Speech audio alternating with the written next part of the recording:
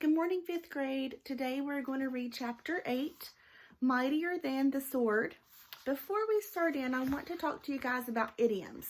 An idiom is a phrase that means something other than its literal meaning. Like, yesterday it said, staying after school with the Lone Ranger became a badge of honor. It doesn't mean that he literally got a badge. It just means that a badge of honor is like an act of heroism. Okay, so an idiom is something that means something other than its literal meaning. Okay. An adage is a complete sentence that has been retold for generations, like that gives a piece of wisdom. In the example, comes from the title of the chapter that says, mightier than the sword. So that means, that comes from the phrase, the adage, the pen is mightier than the sword, meaning that writing is a better way to solve differences than fighting. It's about more than actual pens and swords, okay? So as we read, I want you guys to listen and see if you hear any other adages or idioms. Remember, it's phrases that mean other than its literal meaning, okay? All right, let's go ahead and get started. 2 days later, the photographer came to take class pictures. The 5th grade picture would be taken last, right after lunch. That gave Nick and his secret agents plenty of time, and they whispered something into the ear of every 5th grader. All the individual pictures had been taken, and finally it was time for the group picture. Everyone was lined up on the auditorium stage. Everyone's hair looked great, and everyone was smiling. But when the photographer said, "Say cheese," no one did. Instead, every kid said, "Frindle," and they held up one for the camera to see. The photographer was out of film, so that shot was the only 5th grade group picture he took. 6 of the 5th grade teachers were not pleased, and Miss Granger was furious. No one had really wanted to make the teachers mad. It was just fun. It also got all the kids in school talking about the new word. And when people picked up a new word, they said it all the time. The kids at Lincoln Elementary School liked Nick's new word a lot, but not Mrs. Granger. The day after the class picture, she made an announcement to each of her classes, and she posted a notice on the main bulletin board by the office. Anyone who is heard using the word Frindle instead of the word pen will stay after school and write this sentence 100 times. I am writing this punishment with a pen, Mrs. Granger. But that just made everyone want to use Nick's word even more. Staying after school with the Lone Ranger became a badge of honor. Remember what I said? Badge of honor they weren't literally given a badge. It's a metaphor. It's an idiom. There were kids in her classroom every day after school, and it went on like that for a couple of weeks. One day near the end of the 7th period, Mrs. Granger asked Nick to come talk to her after school. "This is not detention, Nicholas. I want to talk." Nick was excited. It was kind of like a conference during a war. One side waves a white flag and the generals come out and talk. General Nicholas Allen. Nick liked the sound of that. He stuck his head in Mrs. Granger's doorway after school. "You wanted to talk with me?" "Yes, Nicholas. Please come and sit down." When he was settled, she looked at him and said, "Don't you think this Frindle business has gone far enough? It's just a disruption to the school, don't you think?"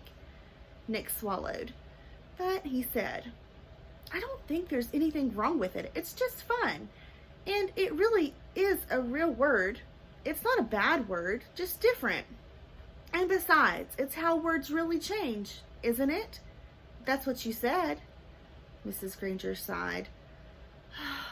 "It is how a word could be made brand new, I suppose, but the word pen Should it really be replaced by that other word? The word pen has a long, rich history. It comes from the Latin word for feather, penna. It started to become our word pen because quills made from feathers were some of the first writing tools ever made. It's a word that comes from somewhere. It makes sense, Nicholas. But Frindle makes just as much sense to me. And after all, didn't somebody just make up the word penna, too? That got a spark from Miss Granger's eyes.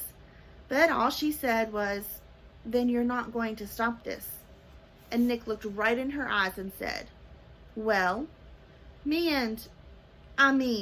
a bunch of my friends and I took an oath about it. And we have to keep our promise. And besides, I don't think there's anything wrong with it. I like my word." Nick tried to look brave, like a good general should. "Very well then.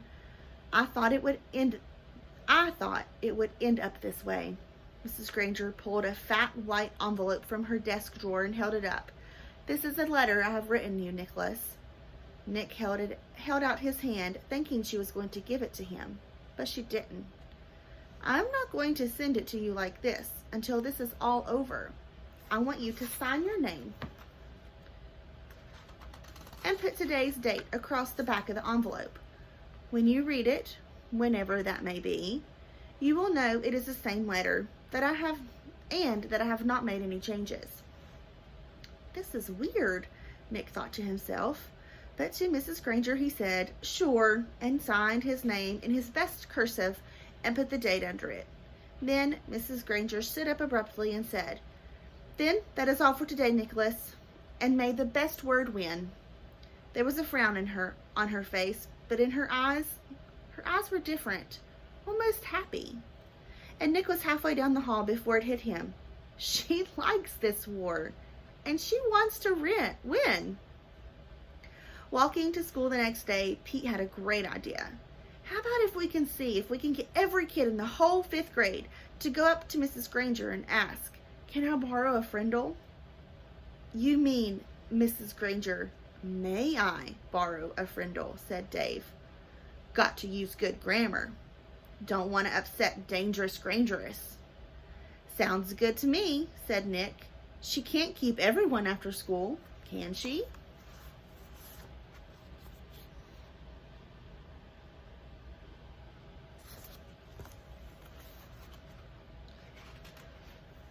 Almost 80 kids stayed after school with Mrs. Granger that day. They filled her room and spilled out into the hallway. The principal had to stay late to help, and they had to arrange 2 special late buses to get all the kids home. And the next day, all the 5th graders did it again. And so did a lot of other students. Over 200 kids. Parents called to complain. The school bus drivers threatened to go on strike. And then the school board and the superintendent got involved. About this time, the principal of Lincoln Elementary School paid a visit to the home of Mr. and Mrs. Allen. She wanted to talk to them about their son, the one in 5th grade, the one named Nick. End of chapter. All right, guys, I hope you enjoyed the chapter, and we'll see you tomorrow. Bye.